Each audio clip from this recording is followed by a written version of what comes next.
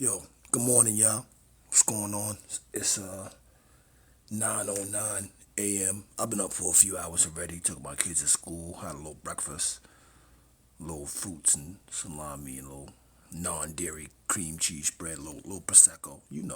Regular shit. I'm about to go back to sleep. I'm tired. I got some shit. I got a meeting at 1 o'clock. I need to deal with. But I wanted to holler at y'all real quick and about these reference tracks in hip hop.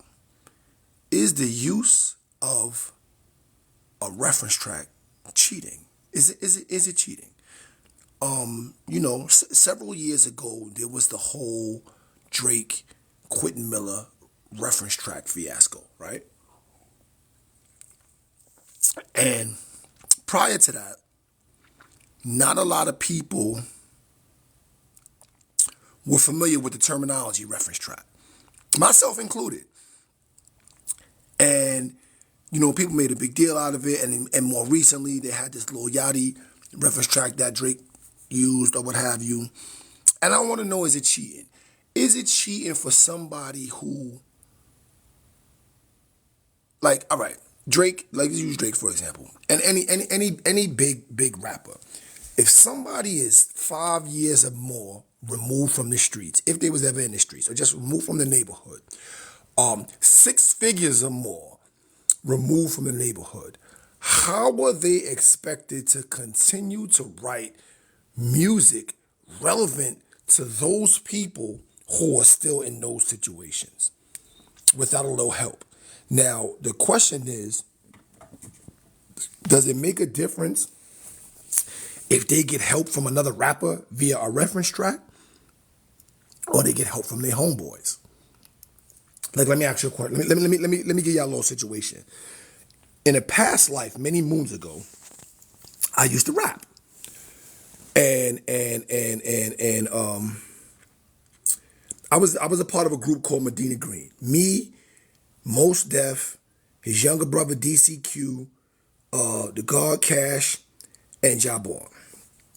Now, we was doing our numbers on the underground, New York underground hip hop scene. And we might have did bigger things, but I went to jail, all types of shit. But anyway, while we was doing this, Mo started blowing. Mo started doing, pause. Mo started getting popular. He started doing the acting thing. I mean, he didn't start doing it. He was doing the acting thing and all that. And he started getting popular. So he was more busy, more and more busy, and wasn't able to be around with us all the time when we did shows or whatever, and small New York City clubs. So I wasn't an original member of the group. I was a solo artist that, when Most started getting popular and started needing to be away a lot, he realized that he needed a replacement in the group.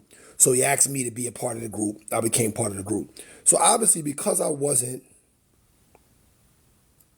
what you say, hold on, let me pause for a minute. Coach, ghostwriting or a reference track, it's a bit confusing.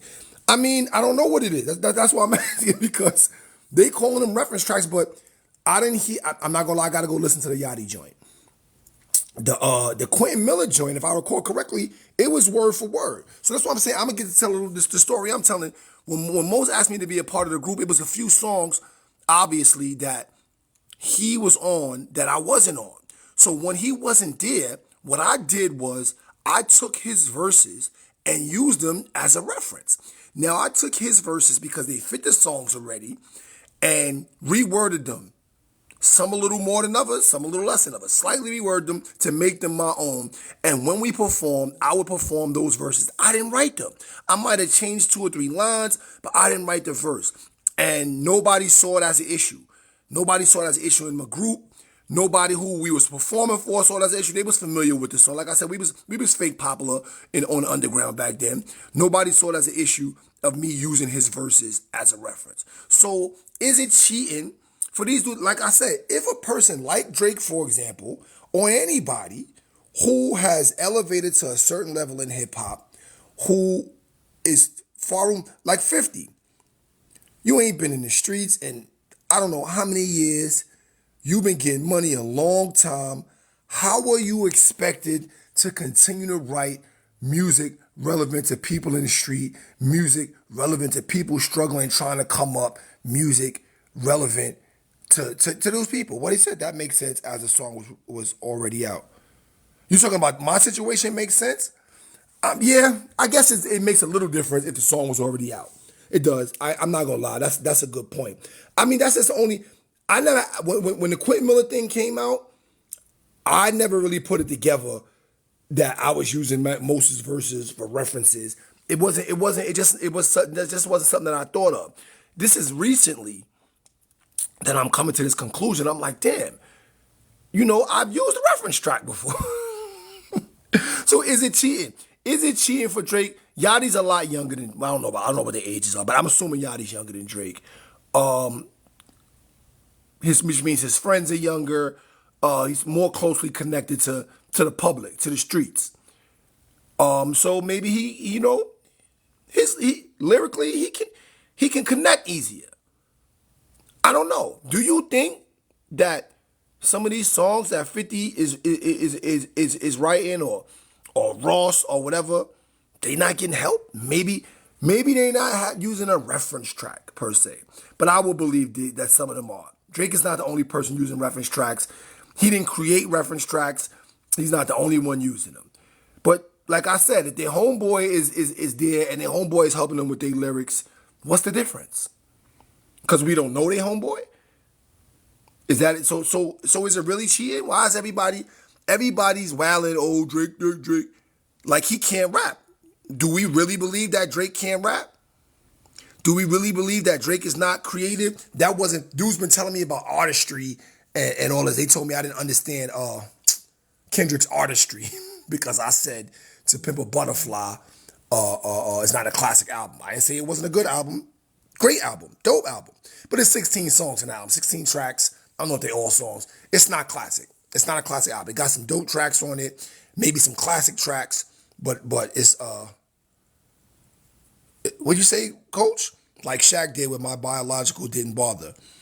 I'm unfamiliar with the Shaq music. The Shaq reference is above. The only Shaq song I ever remember is the joint he did with the Woo. I'm very unfamiliar with the Shaq music. I'm gonna have to go check that out. But yeah. So like I was saying, I'm sorry about that. Yeah, they was telling me about the artistry, and I'm saying it's a lot of artistry going on. I'm saying that Drake, the Drake joint that he did with the Snoop voice and the Pac voice, that's artistry. I don't care what nobody say. Drake winning right now. 1-Zip Drake. That shit was dope. Even if it wasn't the most lyrical, just the idea behind having Pac and Snoop talk, because I said it before that, the West Coast needed somebody to represent, so they elevated Kendrick because they ain't got Nipsey. I ain't mad at them. What you said, Ann, I feel he can rap, I just can't relate to him. I never could get behind Drake. I'm saying, my thing is this. I've heard Drake spit crazy before. He's discovered a formula. He's come across a formula that works well for him. Drake has been running, I don't know about no place else. I'm in New York. Drake has been running New York radio for 15 years. Like, at least. He has discovered something that works well that doesn't require him to rhyme like that. I remember it was one point where Drake would have 3-4 songs on the radio and you swore they was all Drake songs, but they wasn't. He would feature on some underground, some artists that we never heard of. He would get a feature on their track, send their shit through the roof. He have 3 of those on the radio and 1 song that's his. And as far as you knew, it was 4 Drake songs on the radio. And that shit works for him. It's extremely profitable, and I can't be mad at him for that. Why would I be mad at him for that? But when he wants to rhyme, he can rhyme. I mean, let's go back. Go back and listen. Yo, he does it when he needs to do it. He don't need to do it all the time. Right now, depending on what Kendrick comes back and does, he may need to do it. And I'm not, nothing about him makes me believe that he's not going to be able to step up and do that. I don't know why people think that suddenly the boy can't rap. It's crazy to me. And his his artistry, as they try to tell me I don't understand, is phenomenal. His creativity is phenomenal. I don't know if yeah, his cadence is fire, definitely. I don't know if I could say the same for Kendrick. People think I be trying to shit on Kendrick. Kendrick can rap, obviously. Do we think Kendrick is using reference tracks? I wonder. I don't know. I would have to, I'm not a big Kendrick fan, not gonna lie. Like I said, the last album came out. I listened to it several times. It was dope. And then I never listened to it again. A week, like I said, 2 weeks later, it was crickets. Nobody was talking about it. People try to deny that, but it was. When it first came out, everybody was like, oh, Kendrick, Kendrick, Kendrick. 2 weeks after it came out, it was crickets after that. Rap is different to me. The 90s, early 2000s was the apocalypse. Nothing can compare. I mean, I would have to agree. But, it is different. Things change nowadays. Rap is definitely different, but it's different, but it's still the same. So, like, I respect the artistry.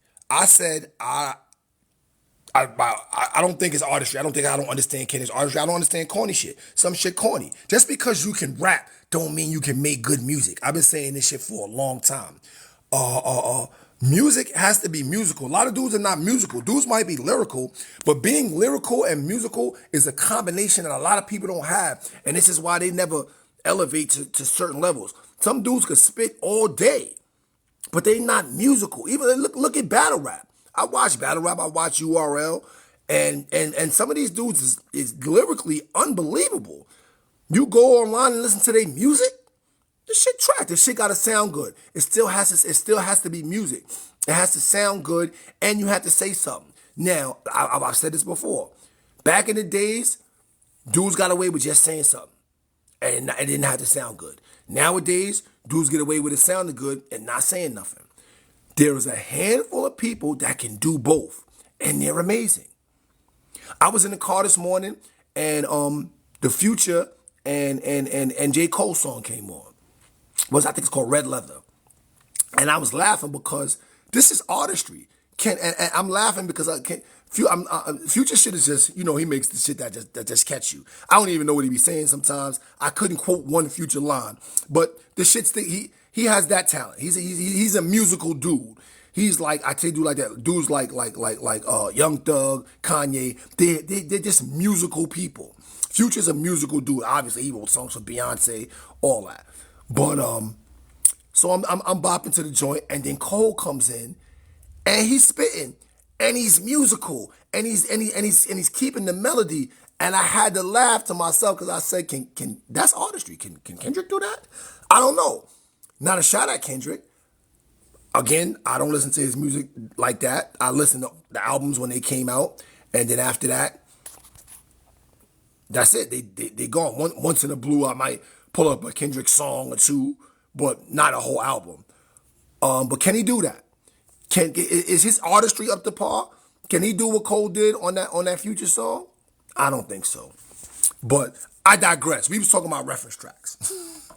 I want to know if it's cheating. If it's cheating to use a reference track, and like I said, take this into consideration. Take it into consideration. A dude that has been rapping, has been elevating in the hip hop community. He's getting money. He hasn't lived in the neighborhood. Hasn't been in the neighborhood. He might have took a couple of dudes with him, but he's far removed from the streets, far removed from being connected to the fan base. How can he, years later, hundreds of thousands or millions of dollars later, still write music that those people are gonna deem relevant without some help? And does it make a difference if the help comes from another rapper in the form of a reference track, or if the help comes from what you said, like Vanilla Ice? I don't know. You Allen, son. Or if the help comes from his homeboy. Maybe Drake don't got no homeboys that can rap, that can help him put together songs and put together lyrics and song concepts and stuff like that. Like, people help each other. Again, when I was rapping, dudes did that. You on a team, you help each other. We writing songs together. I might give my man a couple of lines. He might give me a couple of... It's not that big of a deal. Nobody thought it was a big deal. I don't think anybody thinks it's a big deal nowadays. But for some reason, we going to attack Drake for the use of these tracks, man. I don't know, man. Like I said, man, I got to go to bed. I'm tired. I gotta take a nap. I'm old. I got a meeting at 1 o'clock. I appreciate y'all. What you say, Ed? I think I have just outgrown hip hop. Hip hop 50, I'm 55. Nah, you can't outgrow hip hop. No, don't do that. Don't do that. If you 55, you are hip hop. You cannot outgrow hip hop. You might have grew a little faster than hip hop. And in a different direction. Hip hop has taken a different direction. And personally, again, I digress. I said this a long time ago. Some of the music that's being put out nowadays, I think they should call it something else. I think that a lot of these young people, they have gotten together and created their own genre of music. And I don't know why they don't own that. It's the first legit new genre of music in I don't know how many years. And for some reason, they want to put it up under the umbrella of hip hop. I don't think they should have. I think they should have called it something else. They should have gave it its own name, its own category, and they still would have did their numbers. But it's too late for that. They calling it hip hop. They calling it rap. It has some very strong similarities, but it all do. Hip hop has similarities. Some people will say it reminds them of bebop. It reminds them of the blues, the jazz, country, blues. All of these things, they have similarities. No, I was gonna say something. I'm not gonna do that. I was gonna talk about Beyonce and the country and the blue. No, that's for another live. I'm not doing that. I ain't trying to piss nobody off. I just wanted to kick it with y'all real quick. But you have definitely not outgrown hip hop, and hip hop is you. You are hip hop. You probably had some rhymes back in the days. Everybody has some rhymes. Coach, I'm 54. I'm from Queens. Yeah, hip hop is in us. Pause. It is. It's no getting around it, man. It's no getting around it. I was in junior high school, running, trying to catch that. We got out of school at 3 o'clock. Whatever time it was, but it was a bus that left like 2 minutes after in front of school. I'm running to catch that bus so I could get home and watch Video Music Box. You can't tell me I'm not hip hop.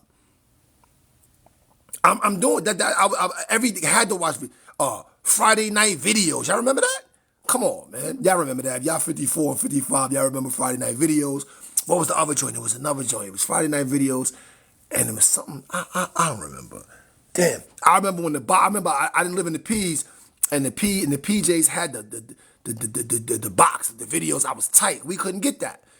I used to have to go to my man crib and watch videos. Like definitely hip hop. I can remember when where I was at when I heard certain songs, like they was historical events. Like, people of the era before us, they say, yo, where was you at when JFK got shot? Even now, where was you at when the towers went down? I remember the first time I heard Get Money. Me and my man was coming out of the club on Church Avenue. We was coming out of Starlight. It was like 3 a.m. Somebody was playing it in their car, and we stopped to listen to it. I remember the first time I heard Players Anthem. I was in Clinton Hills at a house party.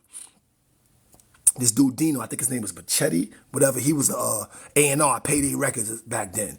He had a party, and I remember me and Jabon. He was in the group with me, and Medina agreed with me. We was dancing with these 2 women, and that joint came on, and we stopped. We was dancing with 2 beautiful women. I remember we both stopped and looked at each other like, yo, you hear this shit? That's hip hop, man. Hip hop is music. Music is supposed to get in touch with your emotions. It's supposed to give you a feeling. What you said, turning TV to you? Absolutely. Absolutely, coach. We was definitely turning that TV to you. Yeah, hip hop's supposed to give you a feeling. I remember those moments, man. I'm gonna remember those moments forever. I'm never gonna forget. I remember being at my man's house and the One More Chance remix video came on and we was stuck. We watched that shit 35 times. Over, and people kept requesting it. We watched it over and over. I remember it being in that same homeboy's crib and the Fugees joint. Ready or not, yo, we must have watched it 100 times. These are memories I'm never gonna forget. feelings that I'm never gonna forget. And these are classic songs that still, when they play today, they still bring back those moments. That's what a classic is to me. I don't know what classic is to everybody else. When I said To Pimp a Butterfly wasn't a classic, dudes got mad at me. I asked if it was in the same category with like The Infamous and Chronic and Doggy Style. And a dude told me that it's better than those. I was like, wow, amazing to me, but whatever. What you say, Ed? I was on Prince Street in Newark, New Jersey on my grandmother's stoop when I first heard Playing the Right. Yeah, that's what I'm saying. And you remember, how long ago was that? And you can remember that like it was yesterday, because that's what good music does, man. I don't know if a lot of the stuff coming out today is going to bring back those types of memories, but it might be. I had a dude tell me on one of my videos, he said, listening to Pimp a Butterfly and another one of Kendrick's albums for the first time, he said he felt sorry for me because listening to those two albums for the first time was some of the most exciting experiences of his life. I had to laugh. I feel bad for homie because if that was the most exciting experience of his life, then he hasn't really been living. I don't know how old he is, but you got a lot of living to do if that was the most exciting experience of your life. But I was working at a radio station when One More Chance dropped. Yeah, and one more. Let's talk about One More Chance real quick. One more. This is what I'm talking about. One More Chance was so crazy because we had the album. We heard the One More Chance album version. Then when the video dropped with all the R&B, it was crazy. Let's talk about the album. Let's see. This is what I'm saying. This is what good music does. Big's first album. Unfortunately, what you say, Coach? I'm from QB. Music was everywhere. Yeah, Bob Lee, Marley Marl. Yeah, y'all had it was a whole lot of musical dudes coming out of Queensbridge. Unfortunately, when Biggie's album dropped, my dumb ass was locked up. I was in the 4 building. I was in C-74 in Rikers Island. And I remember we had the Walkmans, and Stretch and Bobbito used to be on, and they used to play all the big joints. And I remember when I got out, what was that? That was 94 summer. I did 6 months. Was that 94 summer? I think so. I did 6 months. I got out. I went home, took a shower, changed my clothes. I had a couple of dollars in the bank. I went and took my money out the bank and I went downtown Brooklyn to go clothes shopping. Before I bought a pair of sneakers, clothes, anything, I went in Beach Street, bought a Walkman, and Ready to Die. And I put that tape in and listened to that shit over and over and over as I walked up and down Fulton Street shopping. Those is memories, man. I'm never gonna forget that. I'm never gonna forget the way I felt when I listened to that. It wasn't the most exciting experiences of my life. Shout out to homeboy that said that, but I'm never gonna forget it. But yeah, like I said, man, I just wanted to chop it up real quick. But let me know what y'all think, man. I'll probably download this and post it so it can stay on, the thing. Downtown Brooklyn, B Street had all the hits blasting. Yeah, B Street was popping. Let me tell y'all a funny story about B Street. I was a kid. I was like 15 or 16 years old, maybe younger than that. It was a girl working in B Street. She was beautiful. I have no idea what her name is because why would I ever ask her that? That would just be ridiculous. But she was beautiful. She was behind the counter, and I would literally go in there every week and buy like 5, 6 cassettes just to talk to her, just to see her and do some business with her. That was crazy. Yo, that shit was crazy. I never asked a girl her name, which was crazy because at 15 and 16, I was trying to talk to every girl I walked past me, but it was something about her. I don't know. I just never asked her name. Wherever you at, I shout you out. Wherever you at, you was beautiful. You probably still beautiful. Yo, you made B Street a lot of money, at least off of me. I'm sure I wasn't the only one coming in there to see you. But that's my word. I would go in there and buy 5, 6 albums every week just because I wanted to go in there and see her and have her see me. But back to the original topic, reference tracks. Do y'all think it's cheating? Is it okay if it's amongst friends? Is it not okay if it's amongst different rappers? What is it, man? Yo, hit the YouTube button. Go subscribe to my YouTube page because this TikTok ban is crazy. Trump about to beat that case and be the next president, and he's getting rid of TikTok. So we got to move it over to YouTube, man. I love y'all, man. I appreciate y'all. I'll holler at y'all later, man. Peace.